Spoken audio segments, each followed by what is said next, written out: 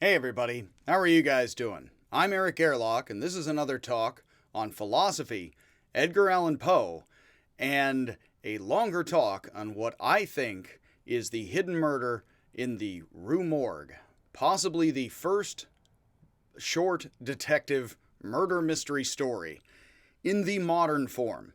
Poe, again, seems to have been possibly one of, if not the inventor of the short story with a twist, the horror story, in modern print, in modern form. So, in the early 1800s. So, this is a talk following my other talks on his life, and I gave a brief talk on the philosophy of furniture, a piece by him where he mentions philosophy. And I have much that I like in Lewis Carroll and Wittgenstein, my favorite modern philosopher, that I can find, as well as what I like in Nietzsche. I don't like everything. Who does? Not him.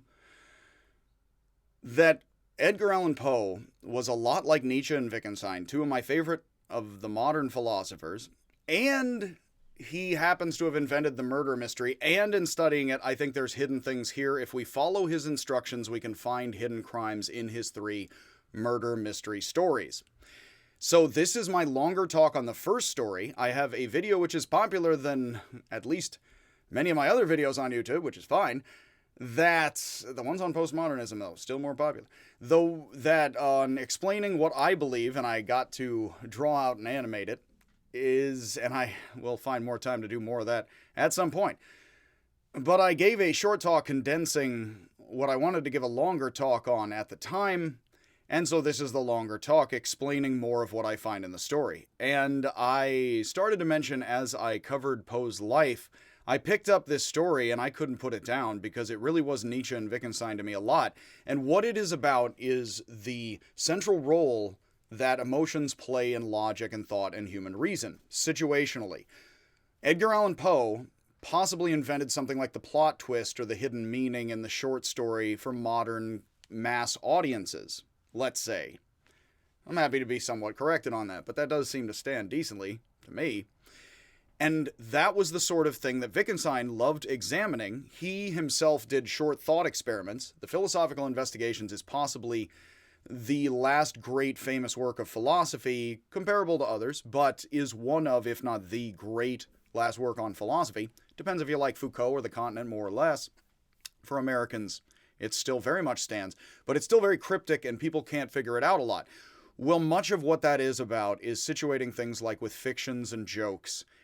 And Poe somewhat invented that for mass audiences, and Wittgenstein liked mass media, humor, detective stories, cowboys, westerns. And so a close analysis of the hidden, what I believe, the murders in the Rue Morgue is what it's called. There turns out to not really be any murders, but I think there is one hidden murder. And I think that Poe is clever in concealing it. And I think that as I give this talk, hopefully that is revealed. So I will stick more to my notes and try not to give asides in order to condense this talk, because I can go on forever about these things, and I will, but I'm going to save a lot of what I want to do for future videos connecting Poe to Lewis Carroll. The important thing here to say about that, and I'm going to be giving talks about Lewis Carroll for my logic class and the Lewis Carroll Society, because I believe I found some Aristotle, believe it or not, hiding in Lewis Carroll as well. I'm finding things hiding in things. That's what I'm doing. And I swear I can make convincing cases. And as I do this, it is very possible that Carroll, not only he owned at least a book, if not two, on Poe, he then mentioned something in that book that to a child friend who, like Alice, was a young girl at the time, and he was over visiting her parents and her, and he says, and I mentioned this in my Poe talks, it is ingenious to hide something and then simply hide it so that anybody can get it, which is much as Poe says, but for the genius, it's working backwards very simply. Once you have the answer and the key, you just work backwards to create the lock, as it were. That's not what Carroll says, but just as a simple metaphor. And so he says he admires Poe because Poe says you work backwards. Lewis Carroll likes backwards things and how forward and backwards are interesting. That is one of the things that Wittgenstein picks up in Lewis Carroll, and Wittgenstein loved Lewis Carroll, and turning things backwards and seeing things situationally in simple pieces with simple plot twists and simple fictional imaginary thought experiments and situations, like jokes. Wittgenstein said you could do philosophy entirely in jokes. I try to do it, as I usually say, in bad jokes for everyone. Bad jokes, yes? So let's get along here to what I find is so interesting in Edgar Allan Poe, and I believe there's other things to find there that I do think that Carroll, Wittgenstein, and others didn't find yet that are in there. But there is a lot in there in the first pages that has a lot to do with seeing truth and meaning as a human, subjective, situational thing. It is not that there isn't any objective truth, but it is pragmatic and situational and emotional in how human truth and meaning interacts. And the best way to examine that is in short fictions with plot twists, which is the sort of thing that Edgar Allan Poe liked, Lewis Carroll liked, and Wittgenstein liked, because they seem to say that shows us math and logic and emotion and music and poetry, all of it which is logic and thought best. So that said, that is the intro to this. I will cut it off here, and I will go on to try to strictly read from my notes and not give too many asides, because there's plenty of time for asides as I work through Carroll and Wittgenstein. And we gotta just cover Poe carefully here. So, Dupin, and I'm going to pronounce it Dupin because I think Poe thought that most of his audience would pronounce it that way and not know, and I didn't, really, if it's Dupin, Dupin. It's apparently Dupin, and like Duper, or Dupa, like Duper without an N or an R on the end and a French or a Southern accent. And but I'm going to say Dupin, not only because Dupin seems like Duper, and Dupin seems like Dupin, and Poe's detective is fooling us all a lot and hiding things in plain sight, like the Purloined Letter will be in the third story, that he is Poe's ingenious detective, and many have said he is more the model for Sherlock Holmes than any other figure, although there are others, but they are more minor, apparently. And he is also very unlike, as I've already mentioned, but I will wait and work through it slowly here without jumping ahead. He is very unlike Sherlock Holmes because he is so sensitive to the emotions of others rather than like Holmes insensitive and simply calculating this and this and this piece. Why are your emotions somewhat relevant other than, say, motive? This here is Dupin cannot help but feel everyone's motives. So he is almost an anti-Sherlock Holmes as the possibly most influential figure that Doyle took as an inspiration to create Sherlock Holmes. Doyle clearly felt the need to invert and flip a dynamic of the character, to not simply copy Poe, I would interpret haphazardly. So he took the detective and made him insensitive to people's emotions, but Dupin cannot help but read people when he looks at people and hears people, I imagine not even looking at their face, and he can't help but feel people's emotions and thus read their minds and motives, which makes him the proto-Sherlock Holmes as Dupin. And again, I'm just going to say Dupin, fall flat with the French accent into the American, and not give a further damn madame. So, So, Poe's Ingenious Detective is a name that Poe found in a book he reviewed the same month his first detective story was published. I am relying on the work of many others in working through my work, and please see my notes on all of that. And again, I hope to, work with people on themes of Poe and Carroll in the future.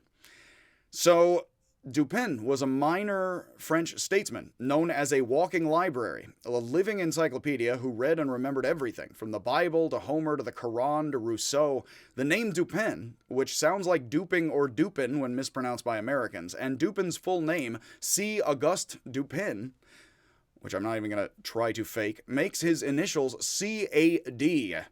That would be Cad, which is a scoundrel or a rogue. Who behaves deceptively, it's a quite anglophonic word, in fact, dishonorably and unconventionally, like a Taoist sage, Again, I would love to know that Poe was reading French poetry, who also the French were, and the French poets and artists were into Taoism in the 30s and 40s. I would love to make those genuine connections. I have not. Or show overlap in people's work. I have not. But I love Taoism, and Poe is a strange sort of Yoda-like Taoist. But that's for many, many other videos. So he lies low like water, and he loves to fool most folks, because pride and honor and position in society are nothing. It is genius and raw power that he is after. He is being a wizard in his tower, as it were, and so he flaunts convention and tries to dissuade people, in a sense, from himself. And that is remarkably like the Taoists, but also like many sordid but brilliant and wise characters throughout human history and throughout human cultures. Poe has a good possibility here, and I just want to suggest this as a possibility. Poe could have easily, in fact, I am of the opinion, and I looked into it, and I am of the humble opinion, not perfectly informed, that he could have easily known, as someone who's a word, like Carol, somebody who loves playing with words and word meanings, and finds all sorts of tricky hiding things in things. Poe could have easily known the English word dupe comes from the Old French de hoope, of the hoopoe bird. That's Hoopoe, spelled like Poe's own name, with feathers that stand up on the top of the male's head as a dupe, as a ruse, to fool, and then they jump around if they have to, say, protect a nest or distract a predator.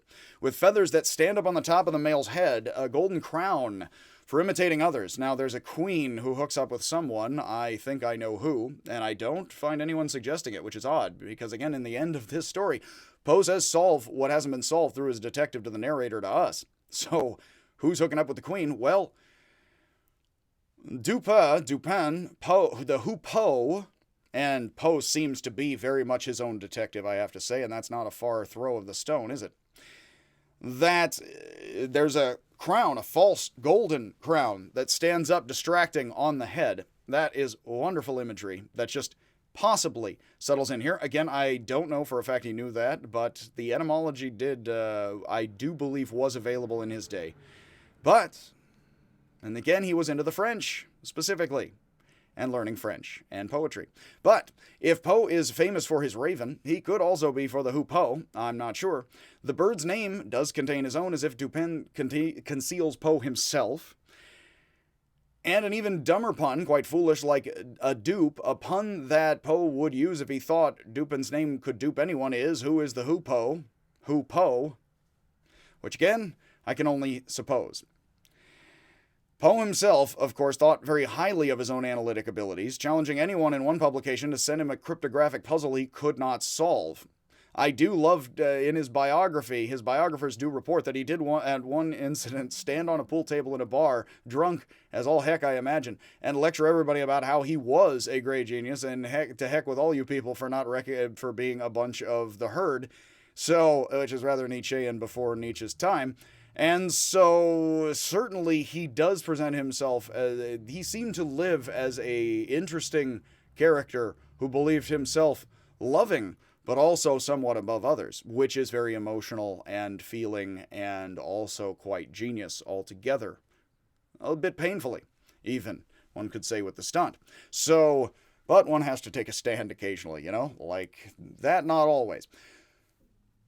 Dupin is an unrivaled genius in all three tales. He trumps everyone. Everybody does not understand what he understands. Possibly the small child who seems a genius is his equal, and which is also quite Taoist and somewhat be like the child, which is, of course, mysticism somewhat the world over. Mark Twain wrote a half-century after Poe's death that Murders in the Rue Morgue is the only detective story that authors shouldn't be ashamed of. The original story began with a paragraph about phrenology that Poe took out in the final collected tales after doubts about the now understood to be pseudoscience, which many used to argue for racial superiority of the Europeans over African and American tribes. Now, I just screwed up there as some white guy, but also see my philosophy of furniture. He actually says, well, the African and American tribe specifically he mentions, they're okay with the furniture, and then he mocks a bunch of Europeans. It means what it means in his time, of course.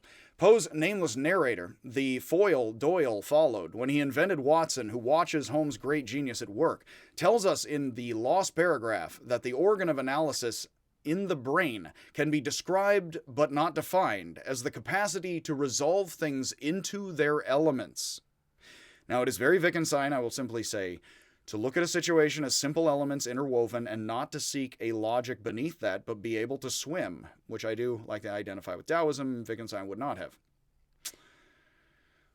So he goes on, though. He says resolving things into their elements, which is, of course, beyond Buddhism or Wittgenstein or anyone else, is analytics and analysis, according to many schools of thought, some not entirely Buddhist, what have you. But the paragraph goes on and says, which Poe is framing as the author, and says if philosophers, possibly the idealist Kant and Hegel, which I think Poe knew of them but did not know much of them, and see my philosophy of furniture, that he seems to speak of idealists who he vaguely understands, which would have been German, somewhat popular in his day, that they are wrong, these philosophers, that this organ is ideal. Now that Kant and Hegel both believe in reason and rationalism decently and the ideal. Hegel told Schleiermacher that if passion is really what Christianity is all about, then a dog would be the best Christian, because Christianity and history and, I guess, Western Christendom and civilization is about reason. So, but Poe says very cynically, and this makes him a bit Nietzsche after Hegel, very much before Nietzsche, in English, says that it is wrong to think this organ, the mind, and analysis is ideal. It is likely primitive. Now, that is a point I definitely dwell on. Many people think that Western logic and scientific logic is ideal, or something learned by culture and then is both the true fulfillment of the brain, but something that had to come along in, like Hegel says, culture at a certain stage. Well, in a certain post-Darwinian view, which is very Nietzsche. And Darwin is coming along about as Poe, but just after, and then Carroll is actually open somewhat to Darwin and trying to correspond and send him pictures, apparently, of emotional children's faces, interested in emotions as basic states of humanity and thinking and the mind, for Lewis Carroll. Poe, just before Darwin, in a cynical age, the 1800s are industrializing, want more, in Dickens's London. This organ of analysis is not ideal. It is likely primitive. Now that would suggest he's praised tribes and that it is tribal, that it is something very human, and that civilization is wrong to crown itself with a false crown in some sorts of having reason, when in fact reason is primitive. Now that is something much more in tune with Schopenhauer, Nietzsche, and then Wittgenstein, who knew his Schopenhauer and Nietzsche from his youth and then onward. So logic is not ideal. Logic in the brain is likely primitive, is what he is saying. Now, he coupled this with phrenology. Now we can see why he would and then wouldn't, I hope, and then hopefully we see more. And why not? And then we don't. So Poe's narrator doesn't mention African or American tribes, but he argues as if most phrenologies are wrong about race, quite or completely, about race, logic, and reason. Without necessarily saying that. That would actually even get you into all sorts of issues, legal and etc. But these are issues being debated at the time, and Poe knows of all that in print and is participating in the production of all of this print. So if analysis is primitive, all of us seem to have it. Now, Poe played with slave children, possibly hide and seek in cane fields and whatever, wherever, again, slaves or owners would hide. So, together. So with all of that, he certainly seems to think that thinking is human. Again, the gold bug does not present the best image of African Americans, but it is true. It is very Uncle Remus, brace yourself for that. But with all of that, again, like Carroll, he speaks as a man of his time of black people, but in fact, and others, and American and tribal people. But he also seems to reflect great sympathy and is far more concerned cynically with modern civilization and how, before the 60s, both of these folks, which is why Poe and Carroll would be happy companions of later counterculture, beatniks, hippies, 60s onward. There's a lot of cynicism, which is very Nietzsche, and neither knew of Nietzsche, not Poe nor Carroll, is that tribal people can reason and are logical. Now, I'm laboring the point because, again, I am teaching logic. This is one of the lectures for it, but this is also an independent talk on Poe's story. So Poe has several points where he does seem to think, before Nietzsche, that thinking is human and we shouldn't be too proud of it, which is Nietzsche's send-up of modern science, which is core to postmodernism. So, in fact, that does... And while it is difficult to, and I do not know that Nietzsche knew Poe, it again is, you can link at least the attitudes and the history and the circumstances up quite well with all of that. I am a very big fan of saying that science is wonderful when it is, and that we should remember that Hawaiians can think and nothing in the social sciences says they can't, and that we still have further thinking to do about thinking. I am very much a fan of saying all of that, and I have as of yet, as I love to report, teaching philosophy, I have as of yet, without tucking my fingers into my ears and going nya nya nya nya, I have never seen anybody even suggest possible examples without suggesting things maybe in the future that would distinguish illiterate tribal thinking from scientific thinking in basic ways such that one is logical and the other one is not. I'm perfectly happy to say that each and every piece of technology creates possibly endless situations for new thinking that cannot exist before that technology. Literacy, even number words, if words aren't so tech but are tools of sorts. Before number words, possibly there's no math. Before any writing, there is no literacy, although there's symbols, and that's a basic sort, and there's signs in the ground, say sticking a stick in the earth is somewhat sticking a sign to something. But at the same time, before math, before literacy, we possibly fully had reason. How long did it have to evolve? And what differences do we have between each of us? That itself is something that I do labor the point, and now I move on.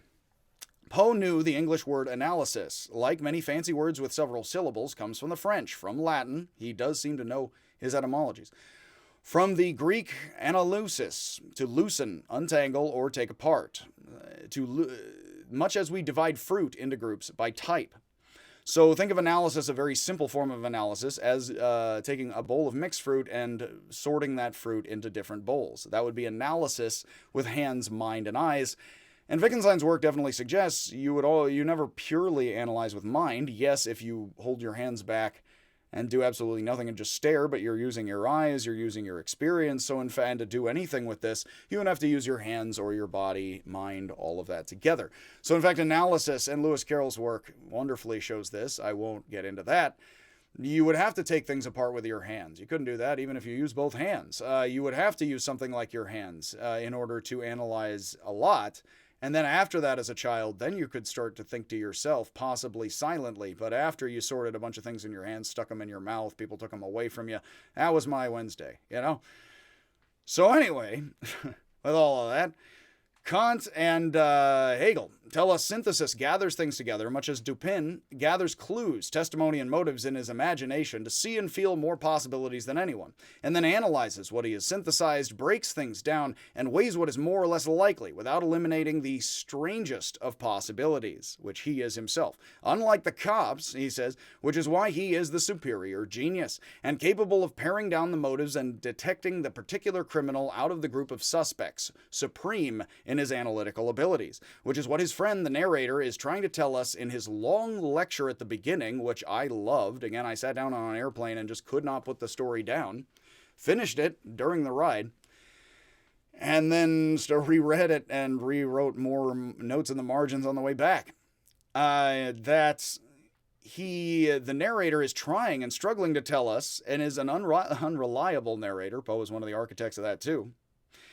That he's trying to tell us in his long lecture at the beginning of the story, after witnessing Dupin's unsurpassed genius to solve their first case together, that the person who can read people emotionally is the superior genius who can also do math and emotions together. Something like being mathematical and poetic, being able to do science but also feel for other people and read them, is what makes you a superior genius, because poetry and math are both half of genius. This is what he struggles to tell us, and then his detective demonstrates this, and I do believe and will argue that if we follow his advice in the story, there is really a way it directs us that suggests there is someone who was killed, who was murdered, not murderers, but a murderer, and that murder just goes unsolved and it's kind of ignored. But it seems to be right there if we feel for the person who was murdered and say, what happened to him?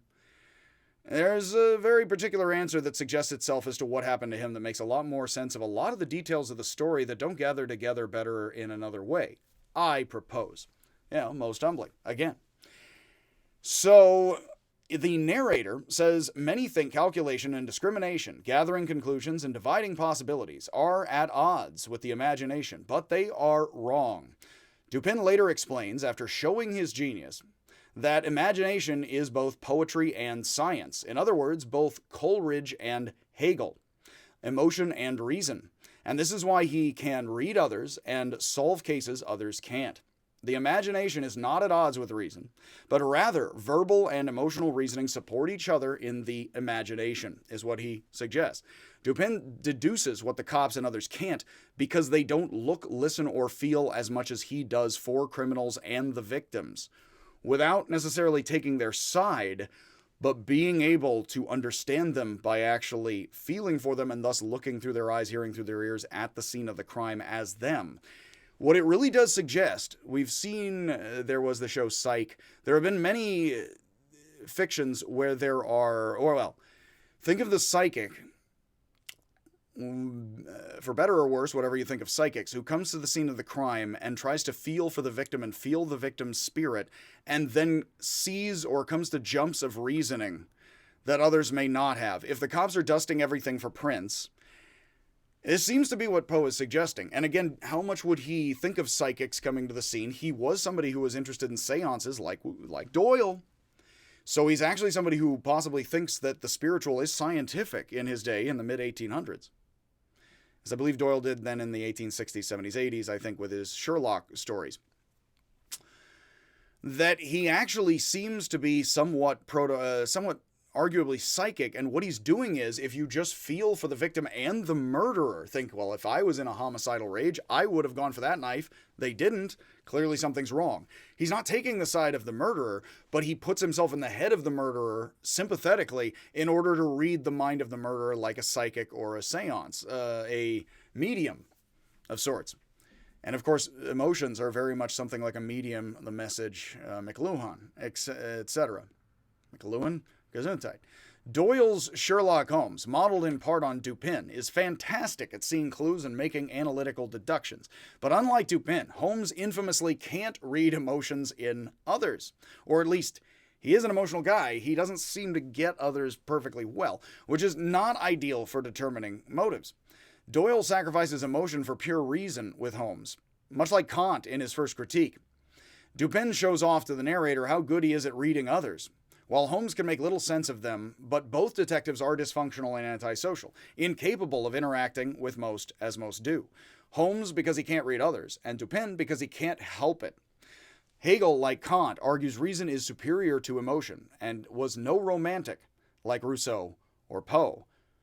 The narrator says, great minds are as solid as any method, but they also use intuition, which is emotional, and feeling emotions of others. I argue that isn't exactly his words, but I like a simpler form of saying it myself, and can argue it. A great mind is more than a mere calculator. Math can make us think, he says, but thought is more than calculation. I will get to the Queens of Wonderland, the Looking Glass specifically. In the end, they say Alice can't do sums. When we take a bone away from a dog, what's left? Alice is like, I don't understand. Like the dog's temper, you can't do subtraction. Oh no. It is very possible that as human beings with the brains we have, we were doing subtraction with emotions. Oh no, if you bring Susan to the party, it's going to be terrible. We're going to add her anger to things. It's possible that logic was meant for adding Susan's anger or not to the situation much more than doing anything with number words, and was that for the majority of the time we have been human, largely evolved as we are. If that is true, then it certainly would be, as Wittgenstein thought, wrong to look in math or forms of math for forms of logic. You would look in forms of math, but you would have to also look in forms of fear, love, etc. I picked up the Cambridge Companion to Semantics. I fanned my way to the back and looked through it. There was absolutely nothing on emotion in the whole entire book. It was something, it was forms of formal logic I do not pretend to understand, trying to model certain sorts of cognitive forms of things. But there was nothing about fear I could immediately see throughout the whole book. But fear would be part of the shape of logic and reasoning itself, if this is correct. And I do believe that that would be. This does remind me of people apparently put people on a great deal of antidepressants, say, what are you thinking? And they say nothing. Because without motive, without the fuel, the car doesn't run. The fuel is an element of the car. It's not superfluous or something you can ignore. It is part of the situation, and it is an element of logic and talking and interaction, without which there is, as Wittgenstein argued in his later work, nothing like logic or reasoning in the slightest.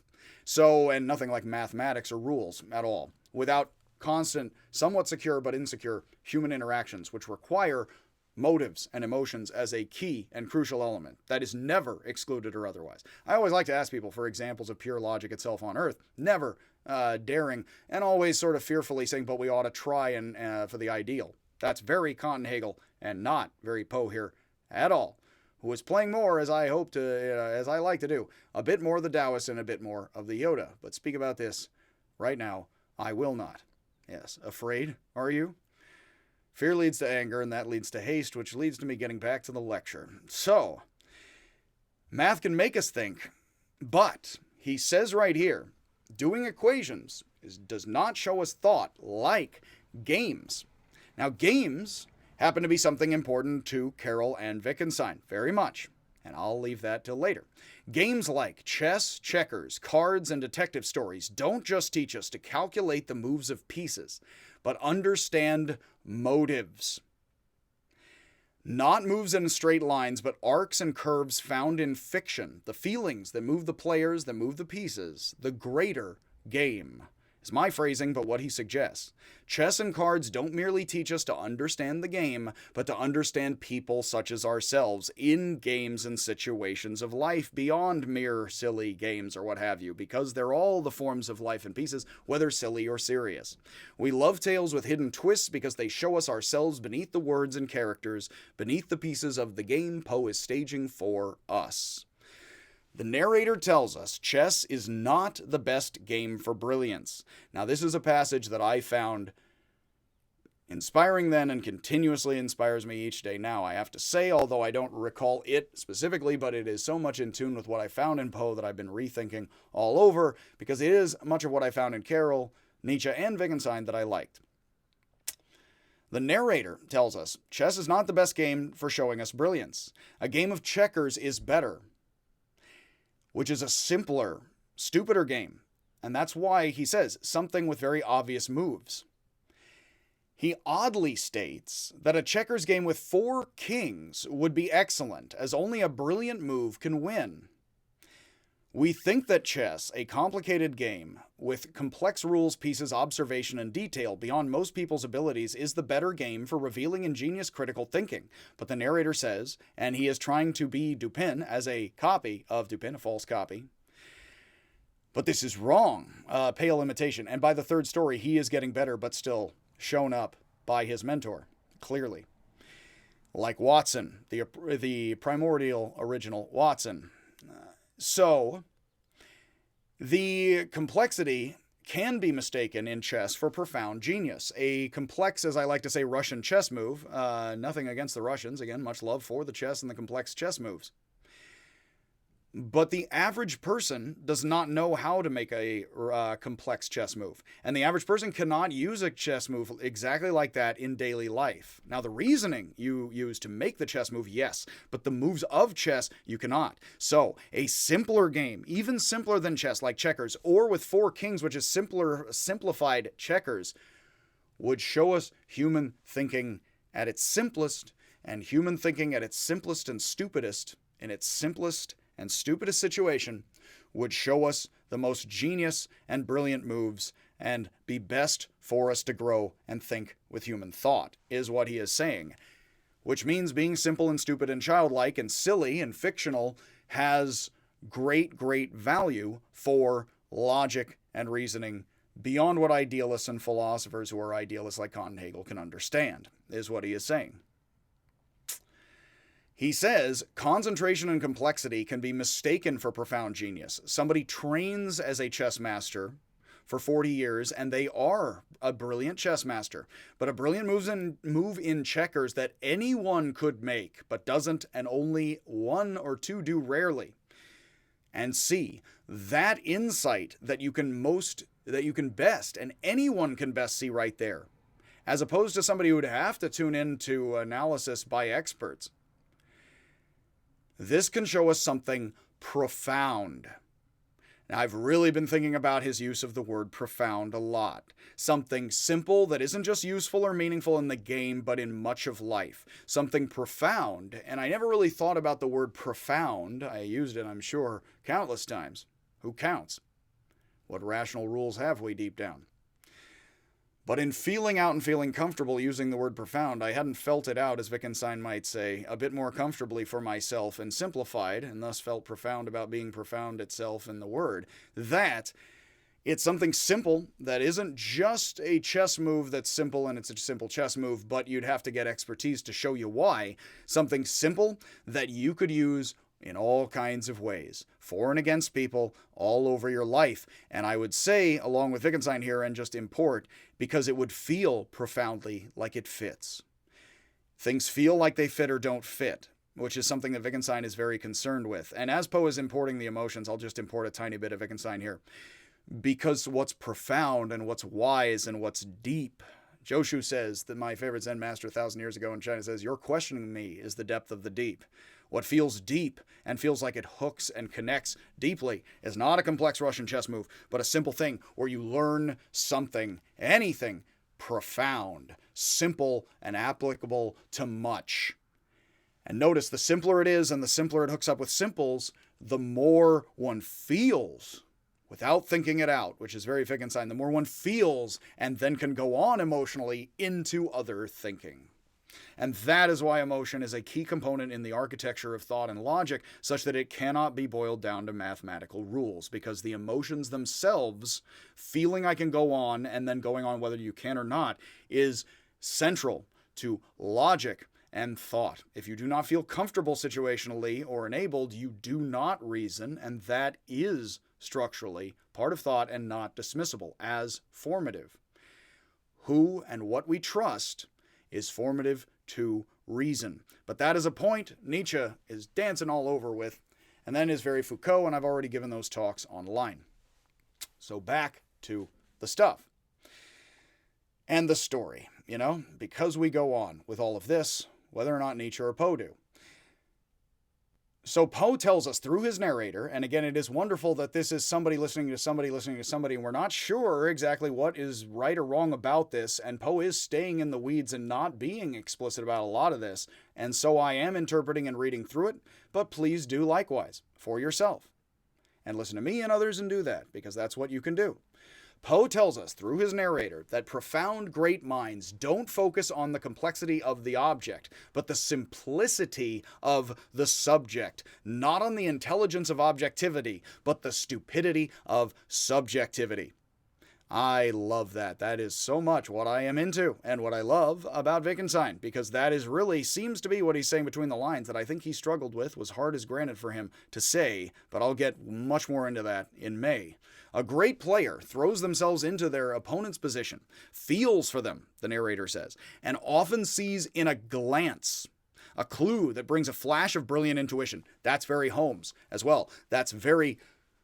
I love Hercule Poirot, the little Grisel, they stings. And he sees something, he's like, I am confused. I know, mon Dieu, and then he understands, which again, he is French, like Dupin.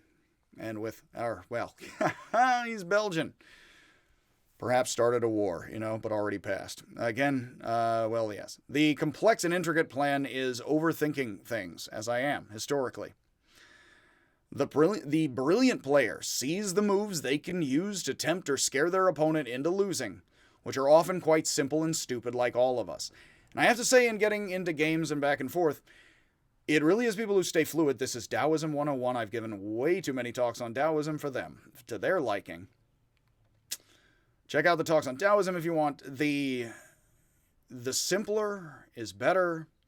The simple and the stupid is what works on everybody and oneself. Being proud and overcomplicating things screws everything up. That is very core to a lot of thought I happen to like.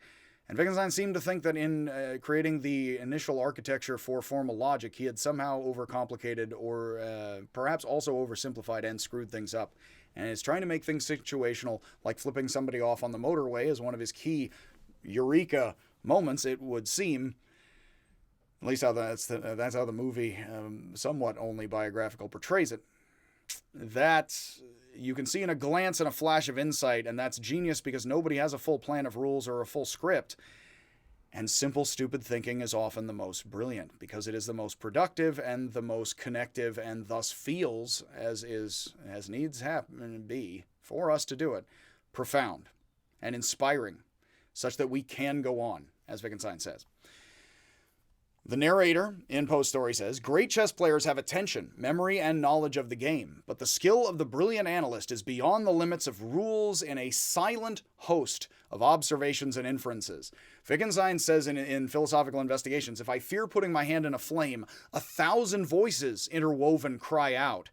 Now, it may not actually be 1,000 voices, and we couldn't listen to all of them if we wanted to, but he's like a whole tangle of experience and feeling and everything. So, and you think of a kind of a tangle of things all swimming around in it. It isn't, I learned dictate, do not touch fire. You may have had experiences as a child or teaching one's children not the fire right now, and that's central to the experience, but it is intertangled with a bunch of other things, and it piles up organically and interconnects. So it's not a rule, don't touch fire. It's a tangle of experience and emotion and memory, which is your interaction with the object of the fire that is that mental interconnection. And Wittgenstein does suggest very, very behavioristically, without the fire there, this whole circuit need not really truly exist for you consciously at all. Before it does, and then it does. And don't go looking in a hidden basement for it, because it's only in the behavioristic reaction in the situation, when the circuit is connected with the fire and your reactions, that you have the all too human reaction of having a tangle of experience with moments and things standing out to you. Perhaps the sound of hissing from something terrible. Perhaps the feeling of pain, of course, and let's just quickly, again, swim away from that in our thinking and imagination. So yeah, you can see how a tangle of things, pain, the vision, recalling visually fire, lots of a tangle of it with things standing out. Notice simple elements, but a tangle and a situation. Inside, but also as inside, outside, all together. That is very much the Wittgenstein way of reading what Poe's narrator says is a silent host of observations and inferences. A silent host. That's, interestingly enough, can be compared to the 1,000 voices, which doesn't seem so silent. But again, I don't think they're really 1,000 voices. It's more the 1,000 things. Sort of like the 100 schools. It is not the validity of inference, but the quality of observation. Of knowing what to observe, is what the narrator says. So it is not thinking complicated, it's not overthinking, it's knowing what simples or complexes to look at and think through. The analyst does not confine their attention to the visible pieces on the board, but rather to their partners and opponents, I imagine not simply confining, how they arrange and observe their cards with their fingers and eyes, reading the other players. You've seen those poker tournaments where people wear the glasses and the visors, and I think they'd wear, no theater masks and like other things if they could. That actually would be amazing, no theater poker. But yes, we're not going to do that online right now. The ways, though, and again, yes, thinking of this image, the ways their faces change as the game is good and bad, I'm thinking, it's like, dealt a bad hand on that one. 21, certain and uncertain. The ways they pick up cards from the table in victory or throw them down in defeat. Subjects moved, moving objects. The whole situation and circuit. The greater an analyst can play as if their opponents have their cards turned outwards towards them. The narrator tells us this, unquestionably. Poe's Detective Dupin says people's hearts I have a window to people's hearts. I can see what they're thinking. And then he demonstrates it. He says that early on, and I will argue, I am going to break this talk, as I thought, into more than one talk. Because we are going to get into, I'm almost at the 45 mark, and I've only been covering, which I knew I would cover extensively, this is the narrator's intro to the story. So this is my intro to the story and the narrator's intro to the story, and what we're going to get out of it. The next talk will be entirely the plot of the story. Spoiler alert, please read the story if you don't want it ruined entirely. You want your murders unsolved. Get it? Like the title. Yeah. So, with all of that, I'm going to break off the talk here. But I want to stop on the thought here that the narrator tells us the greater analysts can play as if their opponents have their cards turned outward towards them. And then Dupin demonstrates, I read other people, I pay attention to their reactions. That's what makes me a mathematical, logical genius, because I am also a poet and a mathematician, which allows me to truly be a genius. People who are only mathematicians are idiots. People who are only interested in clues and facts are idiots. People who are only interested in objectivity are idiots, because if you want to be a true genius, you have to look at objectivity and subjectivity. That's very Hegel. Not Kant. That is very Hegel, although Hegel is still the rationalist, the idealist. Poe mocks him appropriately, I think. He would and does as much Nietzsche would and does later than Poe, after Poe is dead. I think he died again, at least 25 years before Nietzsche began producing his major work. And I do not know that Nietzsche knew much of Poe at all, in fact. The French did like Poe a lot, though, and Nietzsche likes the French like Poe, which is some connection. But again, I do not know this. It's just overlapping a lot in in similar times, but not entirely. So Poe's Detective Dupin demonstrates that he can read minds like a psychic. Why? Because he pays attention to what's important, which is the simple, stupid motives of others. So if you can read what's important to people, like sex and violence in others, you can solve murder mysteries much more brilliantly than the police, who have scientific, mathematical brilliance. He does not say the cops are stupid. They have scientific procedure, but they do not have psychic power of poetry and emoting for others, which I have, and so I can combine objectivity and subjectivity and become true genius. More than anyone, is what he says. I happen to find it amazing advice. And I'm going to leave that right there, here, and everywhere. Again, most profound.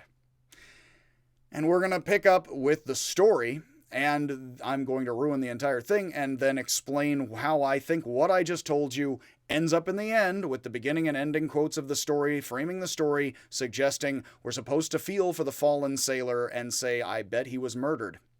Which is an incidental detail. It's something else to see in the story. There's much to see. I just labored on what I found originally. But as I worked through the story, following what I just talked about, and if you want the quick sum, please see my 5-minute version that I animated, drew out. I don't animate any of the images. They don't move. They're just static. It's got the Ken Burns, So yes, please see the following talk. My apologies for taking my time, but given that I think Poe and Carroll and Wittgenstein are quite important for logic, people do know Wittgenstein is.